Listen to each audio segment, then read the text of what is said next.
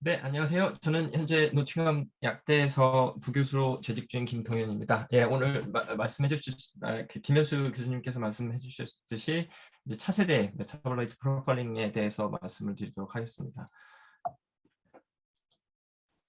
우선 이제 다들 하시길래 저도 급하게 넣었거든요. 그래서 여기 제가 이제 있는 노팅엄 도시는 이제 로빈 후드로 굉장히 유명하고요. 로빈 후드가 살았던 도시로 굉장히 유명하고요. 여기 보시다시피 이제 로빈 후드 맨인 타이라는 이런 영화 때문에 더 유명해졌죠. 영국 내에서는요. 그리고 보시면 여기 이제 여기가 그러니까 이스트 미들란드라고 해가지고요. 그 중서부, 뭐 중동부 지방이죠. 영국, 잉글랜드 내에서는 요 중동부 지방에 위치한 노팅엄이고요. 런던에서 뭐 한 2시간 반밖에 걸리지 않고요.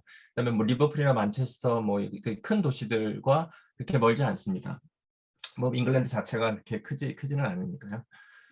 그리고 이제 뭐 노팅엄 도시에 대해서 이렇게 좀 사진을 좀 넣어봤는데요. 제일 이제 유명한 거는 그 배트맨 다크나이트 라이즈라고 그 여기 그 웨인 마너라고 그 웨인이 살던 브루스 웨인이 살던 그 성에서 성이 요 이제 월러튼 파크라고 요 안에 있는 데고요. 영화 자체도 여기서 찍었고요. 그리고 또 유명한 거는 이제 가장 영국에서 유럽에서 가장 오래된 펍이 있습니다. 1189년도라고 써 있는데요. 이거 굉장히 유명한 펍이고요. 혹시라도 노팅엄에 올 그 기회가 있으시면 요 펍에 한번 가보시면 굉장히 재밌을 것 같습니다. 뭐 영국 하면 축구니까 축구 여기 도시에 노팅엄에 2개 있거든요. 그러니까 잉글리시 프리미어리그에 그러니까 작년에 그 챔피언십에서 올라와서 이 노팅엄 포레스트가 처음으로 처음은 아니죠. 20년 만에 이 EPL에 올라와 가지고요. 도시 전체가 막 들썩였는데요.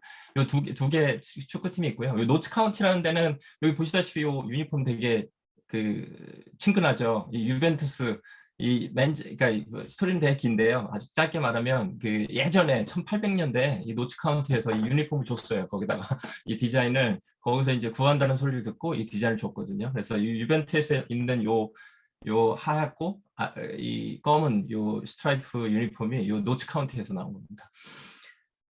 네, 뭐 도시에 대해서는 여기까지 하고요. 제가 이제 근무하는 그 약대, 그 노팅엄 약대는 보시다시피 QS 랭킹에서 그 파마콜로지 분야에서 현재 이제 세계 5위에 랭크가 돼 있고요. 그러니까 여러 가지, 그러니까 되게 실험적인 교육을 많이 하는 그 학교로 유명하고요. 그리고 여러 가지 이제 처음으로 하는 그 코스들도 많이 개발을 했고요. 그 여기는 이제 미국에 아이비리그가 있으면 영국에는 이제 러셀 그룹이 있거든요. 그 연구 중심 대학들이 모여서 이제 여기 파트너십도 맺고 여러 가지 하는 그런 러셀 그룹이 있는데요. 이 노팅엄 대학이 러셀 그룹에 들어가 있고 그 저희 그 약대 자체가 그 영국에서 가장 높은 그 리서치 레이트를 받는 학교가 되겠습니다. 저는 이제 그 약대 내에서 그 질량 분석 센터를 운영하고 있는데요. 그 센터 포 아나리티컬 바이오사이언스라고 하는 그 분석 센터를 운영을 하고 있고요.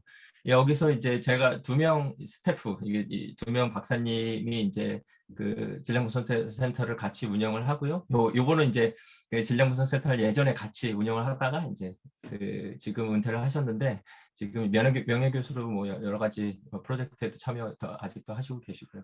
그리고 그 이외에는 이제 그 포닥 한 4명 정도가 그러니까 여러 다른 종류의 그 연구하는데 열심히 일을 하고 있고요. 그리고 그 박사 과정생 한 20명 정도 있습니다. 그러니까 20명 정도는 이제 제가 관리하는 친구들이고 그다음에 이제 나머지 여기가 이제 질량 분석 센터이기 때문에 다른 그러니까 학생들도 이제 트레이닝을 시켜서 이런 센터에 있는 여러 가지 질량 분석기를 사용할 수 있는 그런 기회를 주고 있습니다. 지난 5년간 한번 좀 이렇게 봤는데 그 연구비 수주가 한 4.5 밀리언이면 우리나라 돈으로 한 60억, 70억 정도 되죠. 여러 가지 그 연구비 조달을 해서 여러 가지 연구를 많이 하고 있습니다. 저는 분석화학자고요. 여러 가지 이제 분석 테크닉들을 개발해서 여러 가지 클리니션이라든지 아니면 바이올로지 하는 분들 또 여러 가지 다른 연구에서 분야 하는 분들의 가지고 있는 이제 문제들 분석 화학으로 풀 수 있는 문제들을 제가 지원하고 있는 그런 역할을 많이 하고 있습니다.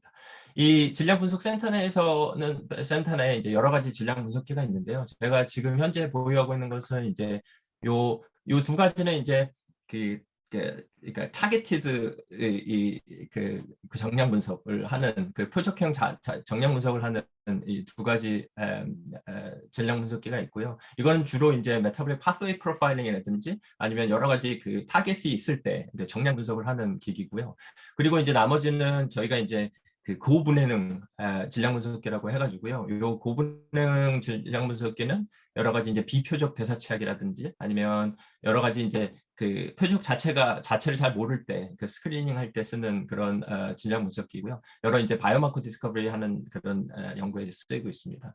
보시다시피 이쪽에는 이제 이런 고분해능 분석기에 이제 그 액체 크로마토그래피가 기본으로 달려 있지만 그 앞에 이제 프론트엔드로 여러 가지 이제 서페이스 마스 스펙트로메트리라고 해가지고 이 표면에 있는 여러 그러니까 바이올로지컬 티슈라든가 아니면은 다른 이제 생물학적 샘플 위에 그 표면에 있는 그 대사체를 분석할 수 있는 그런 장비가 있습니다. 오늘은 요거에 대해서 좀 이따가 좀 더 말씀을 드리도록 하겠습니다. 그리고 이제 제가 이제 코어 다이렉팅을 하는 또 퍼실리티 중에 이제 세컨더리 아이오 마스 스펙트로메트리 퍼실리티라고 있는데요. 여기 보시면 이제 토프 심스하고 그다음에 오비 심스가 있습니다. 요 오비 심스 같은 자체는 영국에서 이제 한 4, 5년 전에 그 내셔널 피지컬 레버리토리라고 해서 거기서 이제 개발을 해가지고요. 이제 현재는 상용화가 되었고요. 요거는 지금 영국에서는 아카데믹 세팅에서는 오비 심스가 저희 노팅엄 대학에 한 대밖에 없고요. 그리고 한국에는 워낙에 이제 연구비 돈 좀 많고 하니까 근데 이제 삼성에서 한 2대 사갔고요. 그리고 한 대 그 제가 알기로는 연구 쪽에서는 그 한국 기초과학지원연구원에서 요 오비심스를 사간 것으로 알고 있습니다. 제가 이제 하는 일은 대사체학, 메타볼로믹스라는 대사체학인데요. 간단하게 대사체학이 뭔지 말씀을 드리고 그리고 또 연구에 대해서 말씀을 드리도록 하겠습니다. 대사체학이라는 그 자체가 이제 유기체나 아니면 세포 내에 있는 모든 대사물질을 동정하고 또 정량 분석하는 그런 분야를 말하고요. 그렇기 때문에 이제 그 세포 내에서 아니면 유기체 내에서 일어나는 여러 가지 일들을 파악하는 데 큰 도움을 주는 테크닉이 되어 있습니다. 보시다시피 이제 이게 아주 그 일반적인 그 정보의 흐름이잖아요. 그러니까 유전자로부터 메신저 RNA, 그다음에 메신저 RNA에서 또 프로테인이 만들어지고 또 단백질에서 이 단백질이 만들어짐으로 해서 나중에 이제 엔자임으로 쓰이거나 해서 이제 대사 물질이 생기고 이 대사 물질이 생김으로 해서 이제 셀이 이 펑션을 하게 되죠.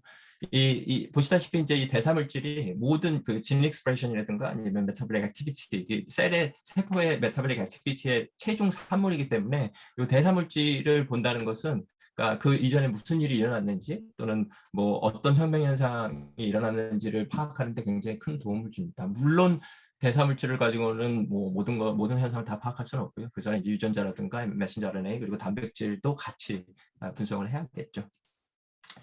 저희 이제 애들이 항상 물어봐요. 아빠 학교에서 도대체 무슨 일을 하세요? 그러면 이제 제가 어떻게 설명을 해야 될까? 그러니까 뭐 여기서 제가 맨날 발표하는 대로 얘기를 해주면 애들이 이제 그 이해를 잘 못하니까 제가 이제 막 생각을 해봤어요. 특히나 또 이제 다른 데 세미나 같은 데 가면 이제 제 분야가 아닌 분들한테 이제 설명을 할 때 어떻게 얘기를 해야 될까 생각을 하다가 요걸 생각을 했거든요. 그러면 이제 비표적 대사체학이라고 저는 이제 그러니까 주로 하는 연구 자체가 이제 그 분야인데요. 그러니까 영국에는 요 메탈 디텍터가 그러니까 그 금속 탐지기 가지고 이렇게 해변이나 뭐 산이나 이렇게 돌아다니는 분들 많아요. 그냥 취미로 뭐 남들이 잃어버린 귀금속을 찾는다든가 뭐 그렇게 해서 그냥 그런 사람들이 많이 있거든요. 제가 하는 일이 좀 비슷하다고 생각을 했어요. 그러니까 이 사람들이 그 표적이 없어요. 뭘 찾았는지 몰라요. 그냥 들고 다니면서 한번 스크린을 해보는 거죠. 이런 바다나 이런 해변가에서 막 하다가 어떻게 이제 운이 좋으면 아니 뭐 제가 하는 건 운이 좋다고는 편하기 어렵지만 운이 좋으면 이제 남들이 잃어버린 아주 좋은 귀금속이라든가 뭐 결혼 반지 막 이런 거 찾을 수도 있겠죠. 뭐 아니면 그냥 여기 보시는 바와 같이 그냥 그냥 시간만 그냥 보내고 이런 뭐 그냥 헤비메탈이고 이런 말도 안 되는 이런 거 찾을 때도 있고요. 뭐 그런 때가 있죠. 제가 하는 것 자체가 이제 이 금속 탐지기를 질량 분석기로 바꾸고 이 원하는 찾는 거를 이제 그 바이오마커, 그러니까 생체 지표라고 생각을 한다면 이제 질병과 관련돼 있는 바이오마커라고 생각한다면 제가 이게 하는 일들이 그러니까 저도 표적은 없이 그냥 한번 스크린을 해보는 거죠. 그러니까 이런 그 뭐 암이 있는 세포와 암이 없는 세포, 아주 헬스한 세포를 비교해봐서 어떤 게 다른지, 그러니까 대사 물질 자체 그 레벨에서 어떤 게 다른지 해보고 거기서 이제 다른 점을 찾게 되면 이제 거기서부터 더 그 깊은 연구를 할 수 있게 되는 것이죠. 그래서 제가 이제 하는 연구가 요런 분야이고요. 이제 그런 테크닉을 이용해서 어떤 일을 하는지에 대해서 간단히 말씀을 드리겠는데요. 이제 보시다시피 액체 크로마토그래피 그 질량 분석기를 이용해서 저는 주로 연구를 많이 해왔고요. 그리고 보시다시피 이제 그 추출물, 뭐 세포라든가 티슈라든가 이런 추출물들을 보면 거기에 이제 뭐 수백 가지, 수천 가지 대사물질이 있거든요. 그래서 질량 분석기를 무조건 이제 인젝션을 하면 그 분석하기가 굉장히 힘들어지기 때문에 이제 액체 크로마토그래피를 이용해서 어느 정도 분리를 해주고 그리고 나서 이제 그 질량 분석기로 보내서 분석을 한 다음에 이제 프로세싱을 거쳐서 여러 가지 이제 통계 프로그램도 돌리고 해서 이 대사물질 어떤 대사물질들이 이런 특정 세포에서 크게 아주 높은 레벨로 발현이 되는지 뭐 그런 연구를 하고 있습니다. 이런 이제 HMS 액체 크로마토그래피 질량 분석기를 이용해서 어떤 분야를 연구를 하는지에 대해서 간단히 이게 보여드릴 건데요. 이제 제가 그러니까 많이 주로 요즘에 많이 하는 건 이제 브레인 캔서 그러니까 뇌종양에 관련된 연구를 많이 하고 있습니다. 그래서 뭐 그러니까 저희가 이제 그 직접 뇌종양 그 환자로부터 그러니까 솔트한 셀, 그러니까 세포들을 연구하는데도 열심히 연구를 하고 있고요. 그리고 티슈 자체도 여러 가지 연구를 하고 있고요. 그리고 드럭 딜리버리 시스템이라고 하면 이제 나노 파티클 많이 쓰잖아요. 그러니까 네이키드 드럭보다 이 나노 파티클에 인캡슐레이트된 드럭들이 메디슨들이 잘 딜리버리도 잘 되고 또 효과도 뛰어나다는 그런 얘기가 있잖아요. 그래서 이제 이 나노 파티클에 관련된 여러 가지 관련 연구도 하고 있고요. 그리고 바이오테크놀로지에 관련된 그리고 그러니까 박테리얼 셀들을 이용해서 여러 가지 하이 밸류 케미컬들 있잖아요. 그 에틸렌이든가 아니면 그 에탄올 그리고 아세테이트 같은 이런 그 프로덕션을 크게 만드는 그 일도 하고 있고요. 그리고 이제 메타볼릭 피노타이핑, 피노타이핑이 굉장히 중요한 게 이제 어떤 셀이냐 또 어떤 종류의 셀이냐에 따라서 이 프로덕션 되는 그 대사물질이 다르잖아요. 그래서 이제 대식세포, 마크로페이지라든가 아니면 스템셀에 관련된 여러 가지 피노타이핑을 열심히 하고 있고요.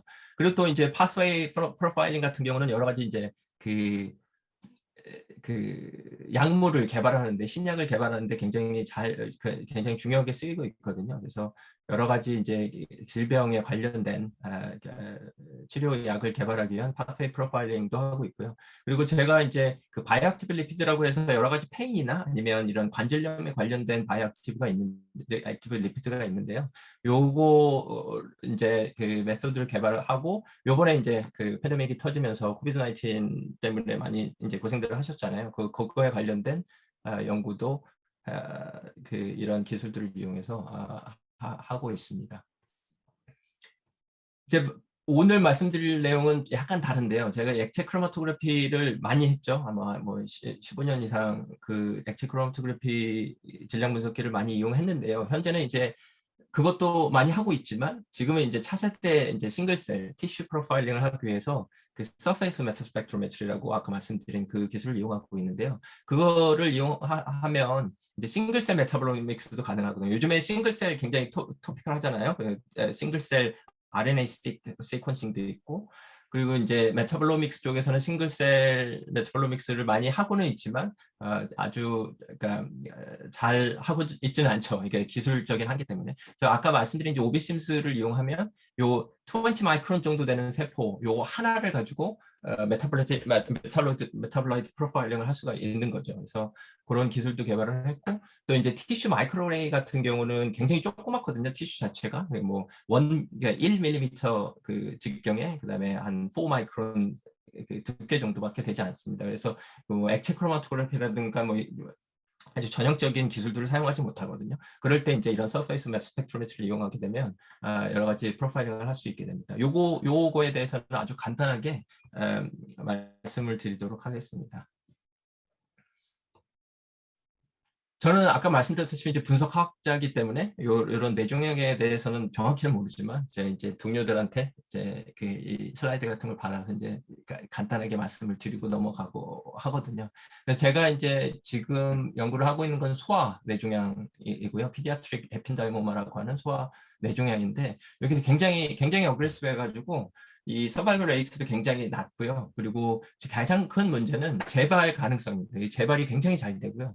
그러니까 이 수술적으로 이 뇌종양을 제거를 한다 하더라도 항상 그 캔서 셀들이 조금 남아서요. 한 2cm나 3cm 밖에 여기에서 이제 다시 재발이 되고 있거든요. 이런 재발을 이제 막기 위해서 여러 가지 이제 노력을 하고 있고요. 저희 이제 뉴로 온콜로지스트나 아니면 뉴로 서전들이랑 이제 같이 일을 하고 있는데요. 굉장히 어렵습니다. 현재까지 뭐 그러니까 약물도 없고요, 치료 약물도 없고요. 이렇게 수술밖에 할 수밖에 없는데요. 그렇다고 해도 이제 재발을 하기 때문에 굉장히 힘듭니다. 이러한 것을 이제 치료 방법을 개발하기 위해서는 튜머 메타볼라이트 프로파일링이 굉장히 중요한데요. 가장 문제점은 이 소아 뇌종양, 소아 뇌암의 가장 문제점은 이제 이 조직 자체가, 이 샘플 자체가 많지가 않습니다. 이 영국 내에서도 그렇게 구하기가 쉽지 않고요. 그리고 티슈 사이즈 자체도 굉장히 조그맣니다. 그러니까 어린 아이들의 뇌종양이기 때문에 그 샘플 자체가 굉장히 조그맣고요. 그렇기 때문에 아까 말씀드린 이제 전형적인 LCMS나 GCMS 아니면 NMR 같은 걸 이용해서 그 대사체약을 할 수 있는 여건이 되지를 않고요. 보시다시피 이제 뉴로 서전들이 그 수술을 할 때 그 친구들이 이제 항상 그 티슈를 잘라서 보관을 하거든요. 이제 이거는 이제 히스톨로지라든가 아니면 다른 이제 연구를 하기 위해서 이제 보관을 해놓는데요. 제가 이제 그 얘기를 이제 여러 그 뉴로 서전들과 얘기를 하면서 그러면 그 티슈들을 사용하면 되겠구나. 왜냐하면 아카이브 굉장히 많이 이게 이제 많이 쌓여 있거든요.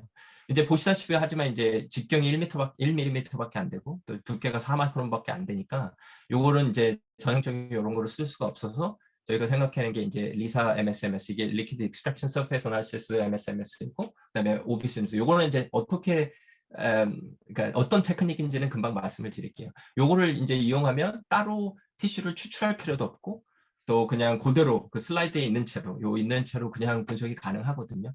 그래서 이제 요 두 가지 테크닉을 사용하기로 결정을 하고 이제 대사체 분석을 하게 되었습니다.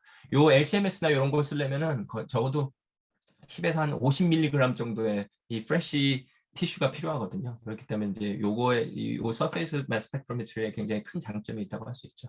이 오비 심스는 그러니까 뭐 심스 세컨더리 아이언 마스 스펙트로메트리를 들어보신 적이 있으신지는 모르겠지만 이제 어떻게 이게 어떤 테크닉이냐면 이 프라이머리 아이언 빔이라고 있어요. 요 프라이머리 아이언을 여기가 이제 티슈 있다고 여기에 생각을 하시면 이 티슈에 이 프라이머리 아이언을 직접 분사를 하죠. 그러면 이제 거기서 이 아주 강한 임팩트가 일어나면서 세컨드리 아이언들이 그 서페이스에서 튀어 올라오게 됩니다. 이 튀어 올라오게 된 요 아이언들을 이제 매스펙트로미터로 보내서 이렇게 측정을 하게 됩니다. 대사체 측정을 하게 되죠. 요게 이제 그 오비심즈라고 하는 그 세컨드리 아이언 마스 스펙트로메트리가 어떻게 이제 어떤 테크닉인지 말씀드렸고요. 요건 아까 말씀드린 이제 리퀴드 익스트랙션 서페이스 어널리시스라고 해서 완전히 다른 테크닉이긴 해요. 완전 그 같은 질량 분석이긴 하지만 이 테크닉 자체가 그 이원화 과정 자체가 완전히 다른데요. 요거는 이제 요 보시다시피 로봇 암에 요런 팁이 달려 있어요. 그러면 요 팁이 요 티슈 쪽으로 이제 움직여서 한 뭐 1이나 2 마이크로리터 정도의 유기용매를 분출을 합니다. 약간을. 그러면 이제 그 팁과 그 서페이스 사이에 이 마이크로 정션이 생기잖아요. 그 리퀴드이기 때문에 요 사이에 정선이 생기게 되는데요. 요 마이크론 정선 사이에서 이제 메타볼라이트가 추출이 되고요. 이 추출된 메타볼라이트를 다시 이제 빨아들여서 그 질량 분석기로 보내게 돼서 이런 분석을 하게 됩니다. 제가 동영상 간단하게 찍었는데요. 아까 말씀드린 이제 리사에 대한 그 어떻게 되는지 요게 이제 로봇 암인데요. 요게 이제 움직여서 요 조그만 팁이거든요. 요 팁을 이제 자동적으로 테이킹을 해서 유기용매를 한 뭐 아까 말씀드렸다시피 1에서 2 마이크로리터 정도를 가져가서 요 티슈 위에서 약간 이거 얼마 걸리지 않는데요. 여기서 이제 유경면을 약간 분출을 한 다음에 기다립니다. 그러면 여기서 이제 티슈 표면에서 대사체가 추출이 되고요. 이 추출된 대사체를 아까 말씀드렸다시피 이제 지금 이제 일어나고 있거든요. 그러면 이제 다시 석컵을 한 다음에 이 질량 분석기로 보내는 그런 테크닉이 되어 있습니다. 그래서 저희가 그러니까 생각한 게 오비심스 자체가 그 프라이머리 아이언 빔 아까 말씀드린 그게 저희가 조절을 할 수 있는데요. 그 스페셜 레졸루션이 한 2마이크로에서 한 20 마이크론 정도 되거든요.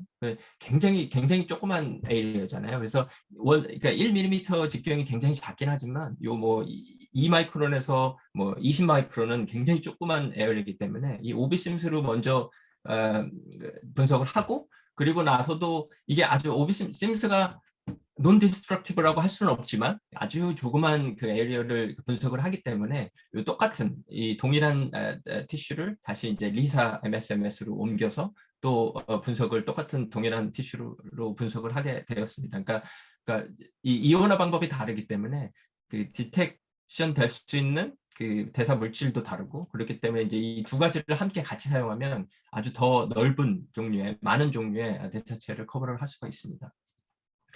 뭐 아주 간단한 오늘 제가 이제 말씀드리고 싶었던 거는 이제 어떤 기술들인지 또 어떻게 사용될 수 있는지에 대해서 말씀드리기 때문에 이제 아주 깊게 뭐 그 결과를 말씀드리진 않겠지만 이제 저희가 한 거는 이제 재발한 것과 재발하지 않은 티슈를 분석을 해서 무엇이 다른지 구분을 하는 거였고요. 그리고 보시다시피 이제 재발한 티슈하고 재발하지 않은 티슈가 뭐 대사체 프로파일 관점에서 완전히 이제 다르다는 것을 알 수 있고요. 이 다른 점은 여러 가지 이제 이런 메스 아이언스를 통해서 알게 됐습니다. 이런 키 메타볼라이트, 그러니까 아직 메타볼라이트가 아니지만 이 메스 아이언들을 이제 이런 메스 아이언들이 이 재발한 티슈에서는 굉장히 많은 농도로 존재를 하고 이러한 메스 아이언들은 그 재발하지 않은 데서 많이 농도가 높고 뭐 이런 그 분석을 한 다음에 그럼 메스 아이언들이 그러면 어떤 메타볼라이트, 어떤 대사물질인지 동정을 하게 됐죠. 그래서 여러 가지 이제 대사물질을 동정을 하고 이 대사물질을 동정하게 되면 이 대사물질이 어떤 그 대사 경로에 인버브 돼 있는지에 대해서 이제 파스웨이 어널리시스를 해서 어떤 이런 5개 정도의 이제 메타볼릭 파스웨이가 이런 재발에 관련돼 있다는 걸 알게 됐고요. 이런 파스웨이를 알게 되면 이런 파스웨이에 어떤 그 유전자들이 관련되는지를 다시 파악을 할 수가 있잖아요. 그래서 보시다시피 이제 여러 가지 유전자들이 이런 재발에 관련돼 있다는 것을 알게 되었습니다. 근데 아까 말씀드렸다시피 이제 피디아트릭이 소아 뇌종양 자체가 그 페이션트 자체가 굉장히 적고요. 그 샘플 구하기가 굉장히 어렵기 때문에 저희가 뭐 10명 이하의 그 환자분들을 분석을 했거든요. 그렇기 때문에 굉장히 그 검증이 필요하잖아요. 그렇게 적은 그 페이션트를 가지고 분석을 했기 때문에 그래서 어떻게 이거를 검증을 해야 될까 생각을 하다가 이미 이제 퍼블리시 되어 있는 여러 가지 유전자 관련된 그 퍼블리시 되어 있는 페이퍼를 찾아서 그 진 셋 어널리시스를 했죠. 우리가 이미 되어 있는 거를 진들을 다 모아서 그러니까 여러 가지 그러니까 프라이머리라고 하면 이제 그러니까 뇌종양에 걸렸지만 재발되지 않은 그리고 그다음에 리커런트라고 하면은 걸려서 수술을 했지만 다시 재발한 환자의 그러한 그 샘플들을 모아서 그러니까 72 그다음에 47 이렇게 각각 한 그 유전자 분석한 거를 이제 모아가지고요. 그리고 진-셋 어널리시스를 했더니 보시다시피 이제 몇 개의 유전자들이 이렇게 그 재발한 것과 재발하지 않은 이런 거를 잘 구분할 수 있도록 해주는 그런 유전자를 볼 수 있게 됐습니다. 그 유전자가 어떤 유전자인지 이제 비교를 해봤더니 저희가 한 연구와 비교를 해봤더니 요 4가지 유전자가 아까 말씀드린 이제 이미 보고되어져 있는 유전자에 관련된 그 재발에 관련된 유전자인 것을 알게 되었습니다. 현재는 이제 그 RNA-seq라든가 아니면은 그 이제 진 익스프레션 데이터를 프로듀싱 하고 있는 중이고요. 그래서 이제 더욱더 검증을 해서 이제 한번 그게 검증이 되면 여러 가지 이제 이런 대사 경로를 막을 수 있는 그 스몰 이니비터를 개발하는데 집중을 할 생각입니다. 뭐 간단하게 금방 그 이제 오비심스에 관한 일을 이제 서머리를 해드리면 이런 이제 오비심스하고 리사를 같이 사용했을 때 저희가 그냥 시퀀셜 3D 오비심스 앤 리사 아날리시스라고 이름을 지었는데요. 이걸 이제 여러 가지 그 티슈 마이크로레이와 같은 굉장히 조그만 티슈를 가지고 분석을 할 수 있고, 그리고 여러 가지 이제 두 가지 다른 테크닉을 이용하기 때문에 아주 넓은 많은 종류의 대사 물질을 커버를 할 수가 있었고요. 그리고 이런 시퀀셜 매스백 그 분석을 함으로써 이런 그 뇌종양 그 예측을 할 수 있는 그런 키 메타볼리트를 유전자와 키 메타볼리트를 찾게 되었고요. 그리고 이제 가장 중요한 거는 그거를 이제 검증을 한 것도 중요하지만, 이러한 기술들은 뭐 뇌종양 세포라든지 TMA에만 그 적용되는 것이 아니라 어떠한 종류의 그 티슈라든가 아니면 그 생물학적 샘플들에 적용이 될 수 있다는 게 굉장히 중요한 내용이 되겠습니다.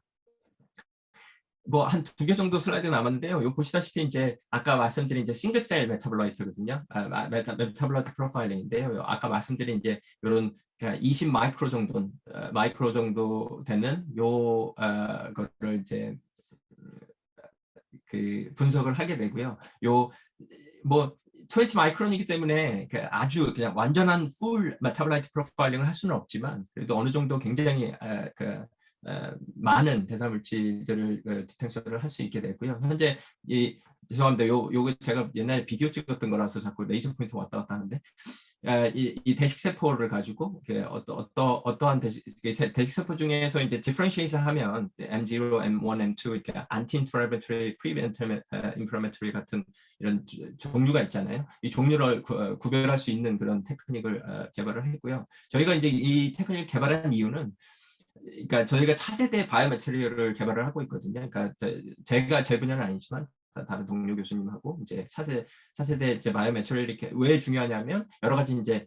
유린 카테터라든가, 그러니까 이 뭐 몸속에 들어가는 어떠한 임플란트, 뭐 페이스메이커라든가 여러 가지 심장 박동기, 이런 것들이 가장 그러니까 문제점은 그 인펙션을 일으키잖아요. 그러니까 임플란트를 하면 이 임플란트들이 그러니까 인펙션을 일으켜서 나중에는 이런 제세동기를 뭐 심장 박동기라든가 카테터들 다 이제 빼야 되고 하는 그런 아주 안 좋은 상황이 생기는데요. 그런 그러니까 세균 감염이 되지 않는 바이오매테리얼을 이제 개발하기 위해서 일을 하고 있는데요. 그래서 아까 이제 오비심스 싱글셀 메타볼라이트가 중요한 게, 이제 이런 카테터를 이런 그 마우스에 이제 심은 다음에 다시 일정 기간이 돼서 빼내죠. 그러면 이제 빼낸 그 주변에 인플라메이션이 생긴 그 주변의 셀들을 이제 구별해서 저희가 선택해서 그 분석을 할 수 있고요. 또한 그 임플란트 위에 그 서페이스에 있는 그 이뮨 셀들 있잖아요. 뭐 마크로페이지라든가 아니면 뭐 내추럴 킬러 셀이든가 그런 것들을 이제 인디비주얼하게 분석을 할 수 있는 그런 테크닉이 되겠죠. 그래서 이 기술 가지고 여러 가지 이제 바이오매테리얼을 분석하는 개발하는데 사용을 하고 있습니다.